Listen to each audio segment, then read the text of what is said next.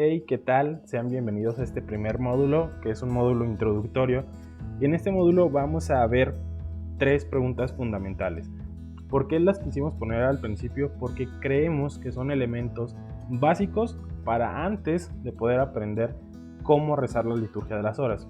Y estos son, en primer lugar, ¿qué son los tiempos litúrgicos?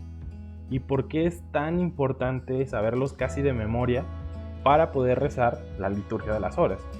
En segundo lugar, vamos a responder esa pregunta que creo que será como la principal de todo este curso, ¿qué es la liturgia de las horas? Entendiendo qué es la liturgia de las horas, ahora sí nos podremos meter de lleno a cómo hacerlo. Y finalmente vamos a ver cuáles son los tipos de ediciones que existen, porque de repente podemos ver que, no sé, un libro es rojo y luego el otro es azul, y uno es más grueso y otro es más delgado. ¿Qué es la liturgia de las horas? Pregunta fundamental para este curso.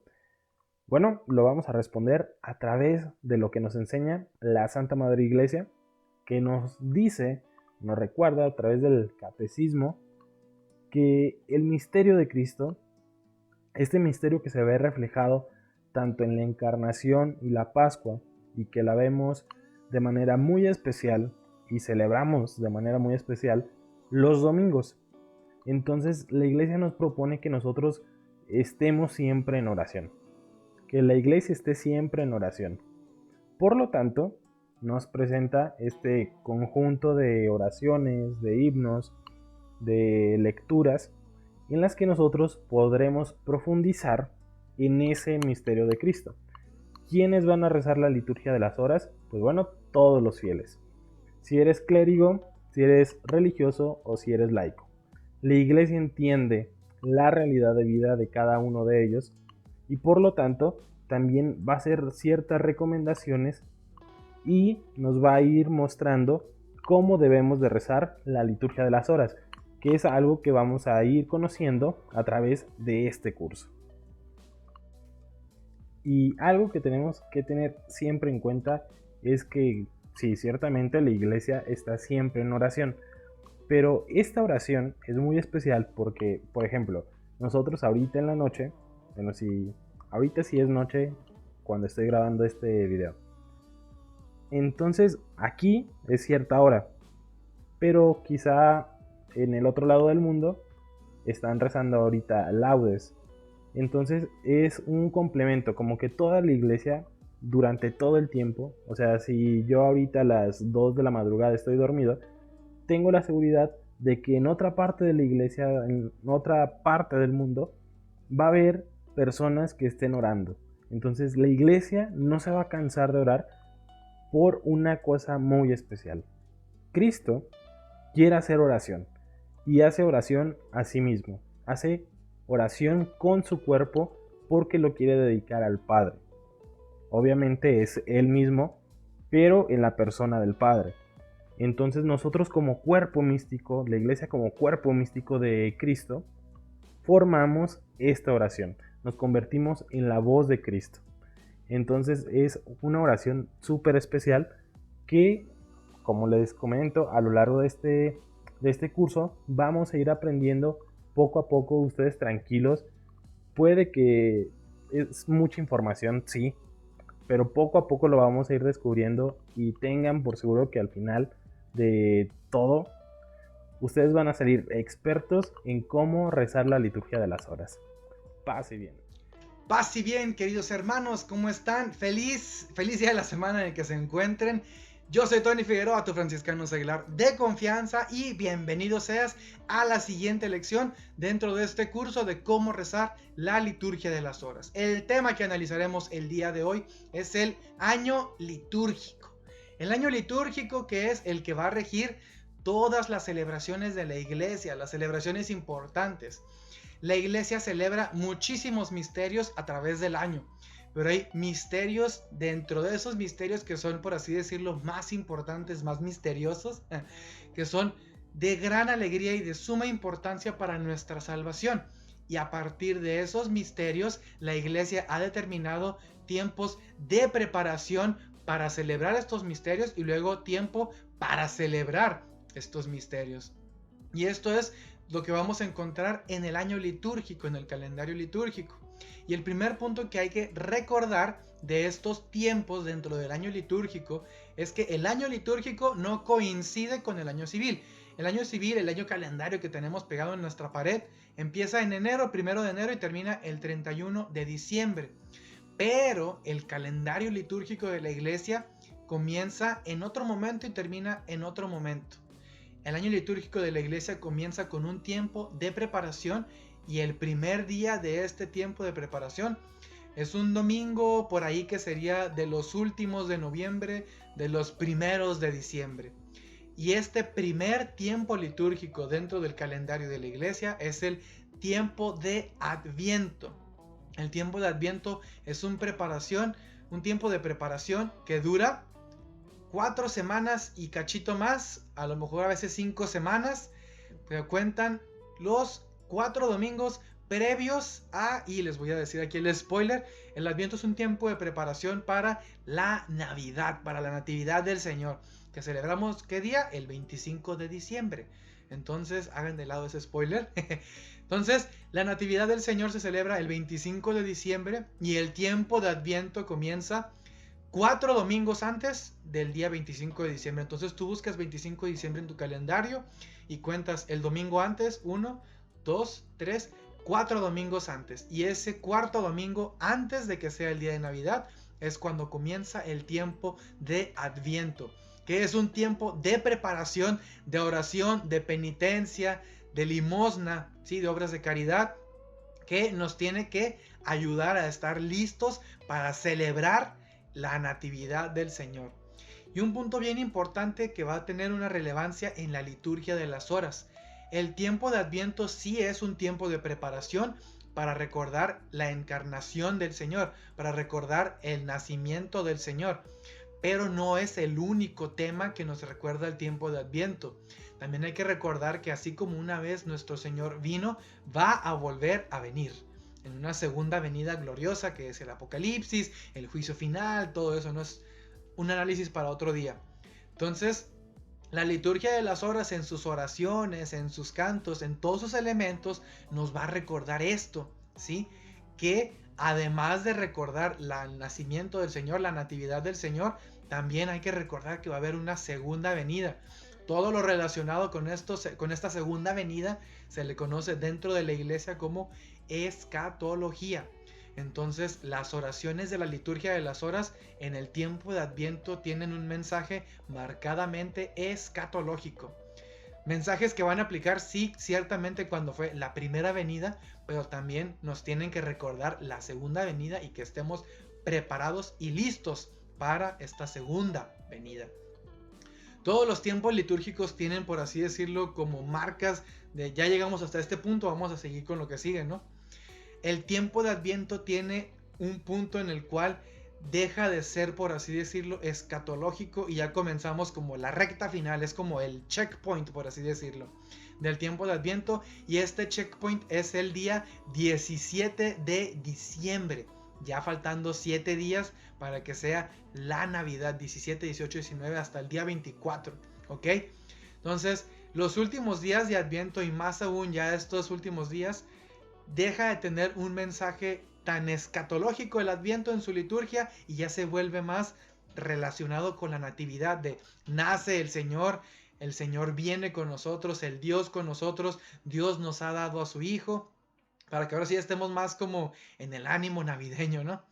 Y estos últimos días a partir del 17 de diciembre se le conocen como ferias mayores. Feria es día de entre semana, hablando de latín, viene del latín. Entonces, estos últimos días antes de Navidad se le conocen como ferias mayores, que ya son como que las últimas, ahora sí. Entonces ya pasamos estos 4 domingos de Adviento, ya estamos en las últimas para Navidad, estamos en las ferias mayores, y ahora sí, el día 25 de diciembre celebramos este grandioso misterio del nacimiento de nuestro Señor, que se hizo pobre como nosotros, el Dios con nosotros, el Emmanuel, que nació en un pesebre, que nació en medio de animales, en un establo, en la pobreza, huyendo de su tierra natal porque a lo mejor lo estaba persiguiendo Herodes. Todas estas cosas, ¿no?, que recordamos durante el tiempo de Navidad. El tiempo de Navidad se celebra más o menos por 3 semanas, dependiendo de Navidad en qué día caiga, si es un lunes, si es un miércoles, si es un viernes, porque el domingo despuesito del 6 de enero se celebra el siguiente checkpoint del tiempo de Navidad. Recuerden, el 25 termina el tiempo de Adviento, o más bien el 24 termina el tiempo de Adviento, y a partir del 25 comienza el siguiente tiempo litúrgico, que es el tiempo de Navidad, que va a durar, como les digo, más o menos 3 semanas. Entonces, el siguiente checkpoint dentro del tiempo de Navidad es la Epifanía, el día en que celebramos que el Señor se le revela a todas las naciones, estas naciones que están representadas en los Reyes Magos. Dato curioso, nosotros celebramos 3 Reyes Magos, pero hay lugares donde se celebran 4, 7, hasta 12 Reyes Magos, porque las escrituras no dicen cuántos eran, nomás dice Reyes de Oriente y menciona 3 regalos. Asumimos que eran 3, pero pueden haber sido más. Dato curioso que podemos analizar otro día. Entonces, este domingo, que es el domingo de la Epifanía, es el checkpoint dentro del tiempo de Navidad, y el tiempo de Navidad concluye una semana después del domingo que celebramos la Epifanía, que es el domingo en que recordamos el bautismo del Señor. Y con esta celebración del bautismo del Señor, en la cual pues recordamos también nuestro bautismo, con esto concluye el tiempo de Navidad.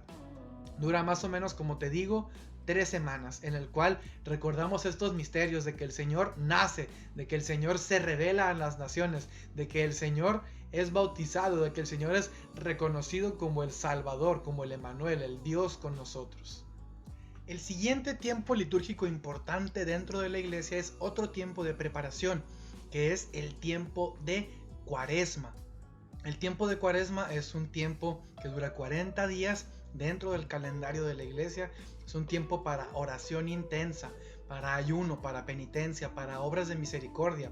Al igual que el Adviento, es un tiempo de preparación para otro misterio, que recordamos que es el misterio, ahora sí, de nuestra salvación, que se da en la pasión, muerte y resurrección de nuestro Señor Jesucristo. Así como ya vimos en el tiempo de Adviento que hay como checkpoints, también en la Cuaresma hay. Y la Cuaresma comienza el día miércoles de ceniza, con este símbolo pues de la ceniza, ¿no? Símbolos litúrgicos. Y a través de todo el tiempo de la Cuaresma vamos a estar hablando de esta parte, de la penitencia, de la oración, del ayuno, de la misericordia de Dios, que recuerda que somos pecadores, pero también que Dios nos perdona si nos acercamos arrepentidos y con el propósito de cambiar nuestras vidas, ¿no? Entonces, este es el primer tema que vamos a encontrar dentro del tiempo de Cuaresma. Hacia la mitad del tiempo de Cuaresma vamos a empezar a notar un cambio en la temática. Y sí, vamos a tener todavía este tema de la pasión, también este tema más que nada del ayuno, de la oración, de la penitencia, de la misericordia de Dios, pero ya comienza a centrarse un poquito más en la pasión de nuestro Señor Jesucristo. Ya empieza a hablar, por ejemplo, recordamos el pasaje del Monte Tabor, empezamos a hablar ya más de la parte de la crucifixión, de la parte de la muerte, del sufrimiento de nuestro Señor Jesucristo. El Hijo de Dios va a tener que padecer. Entonces estos mensajes ya se empiezan a notar dentro de la liturgia y también en la liturgia de las horas. Y vamos a llegar, por así decirlo, a la recta final de preparación del tiempo de Cuaresma, que es la Semana Santa. Y ahora sí, toda la Semana Santa el tema es la pasión, la crucifixión, la muerte que va a sufrir nuestro Señor Jesucristo, el abandonamiento. Inclusive la Semana Santa la comenzamos con el Domingo de Ramos, ¿no? Y ese Domingo de Ramos leemos el Evangelio de la Pasión, uno de los Evangelios de la Pasión. Entonces también en la liturgia de las horas vamos a notar este cambio de temática, vamos a empezar a enfocarnos ya no tanto en nuestra oración, en nuestra penitencia, en nuestros pecados, sino en lo que Dios hizo por nuestros pecados, para darnos la vida eterna. Y es que así como la Semana Santa es, por así decirlo, el siguiente checkpoint del tiempo de Cuaresma, inclusive dentro de la Semana Santa tenemos otro checkpoint que es el jueves por la noche, que es cuando comienza el triduo pascual, jueves, viernes, sábado. Este tiempo, estos 3 días, ahora sí, que es el tiempo donde estamos en el máximo esplendor de la espera de la iglesia. Es la máxima definición de la liturgia de la iglesia.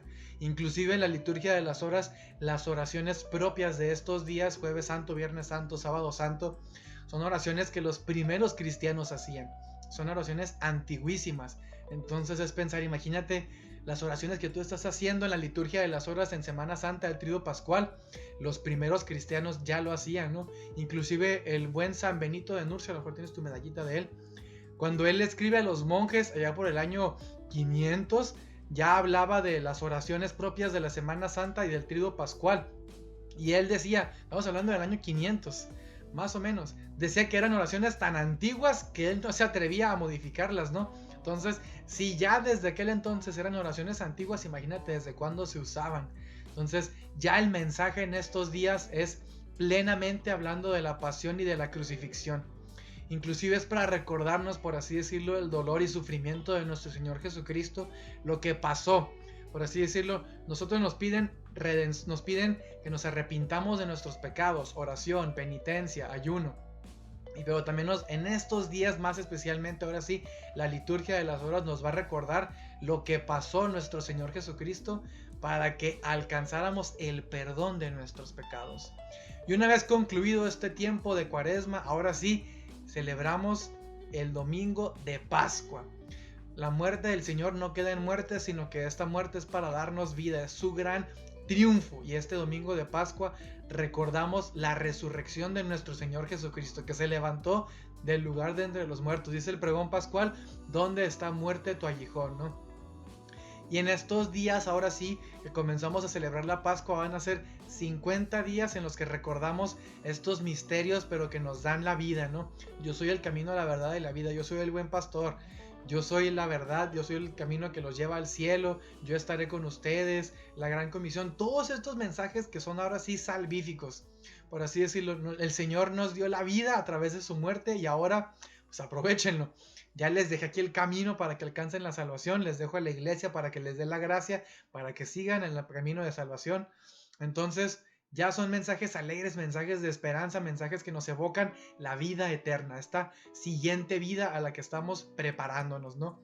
Y estos 50 días del tiempo de Pascua concluyen con la celebración de Pentecostés. Literalmente Pentecostés significa 50 días después. Y en el tiempo de Pentecostés vamos a encontrar estos mensajes en la liturgia de las horas de que el Señor nos envía el Espíritu Santo, que el Señor no nos abandona. Y hablo, por así decirlo, del tiempo de Pentecostés porque tenemos otro checkpoint dentro del tiempo de Pascua, que es la ascensión del Señor, y ahí es donde nos deja. Y entre la ascensión y Pentecostés el mensaje es, va a venir alguien más, va a venir el Paráclito, va a venir el Espíritu, como la preparación, por así decirlo. No es propiamente tiempo de Pentecostés, pero ya existe aquí este mensaje. Y ahora sí, el domingo en que celebramos Pentecostés, llega ese Paráclito, ese Espíritu, esa promesa del Padre, ¿no? Ese mensaje que nos deja el Señor de, me subo al cielo, pero no los abandono. Los clausuro y los mando, les doy mi Espíritu Santo para que esté dentro de ustedes. Y ahora sí, continúen esparciendo este mensaje de esperanza y de salvación que les enseñé durante estos 50 días, junto con todo lo demás que les enseñé. En el domingo de Pentecostés concluimos con el tiempo de Pascua y el siguiente día comienza el tiempo ordinario. Que el tiempo ordinario tendrá este nombre a lo mejor un poco aburrido, pero hay que recordar qué es lo que es verdaderamente.